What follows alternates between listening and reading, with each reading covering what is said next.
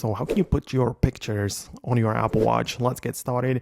If it's your first time on Foxtecc, most definitely subscribe because I explain so many different things about your watch and iPhones and tech like this. So subscribe, you will never miss anything. Now, on the iPhone that is paired to your Apple Watch, you need to open up the watch application.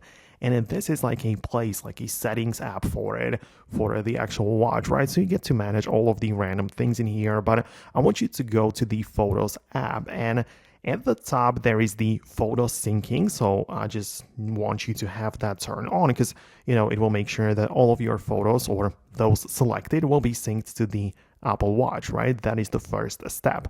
But then below, you get to pick the specific album that you want to show up on your Apple Watch, right? So as you know, on your iPhone, inside of the Photos app, you have the albums, which you can, put like any amount of photos into each album. So you can like separate and organize your photos into different like folders, right?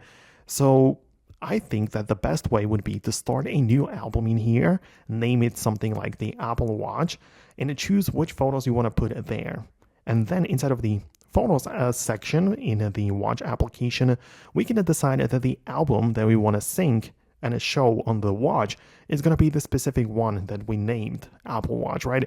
And all of the photos we put into that folder, into that album, will now appear on the rest. So that's very useful in my opinion. And like I know a lot of people who have like the favorites album synced, which means that you can just mark photos with the heart icon like to like them, and then they will appear on the Apple Watch. That gets the job done as well, right? But you can see there are more ways to pick and choose the photos. But let me know in the comments below if you actually managed to make it work on your device. Thanks a lot for watching. If you have some additional questions, let me know about that below. Subscribe for more, and I'll see you later.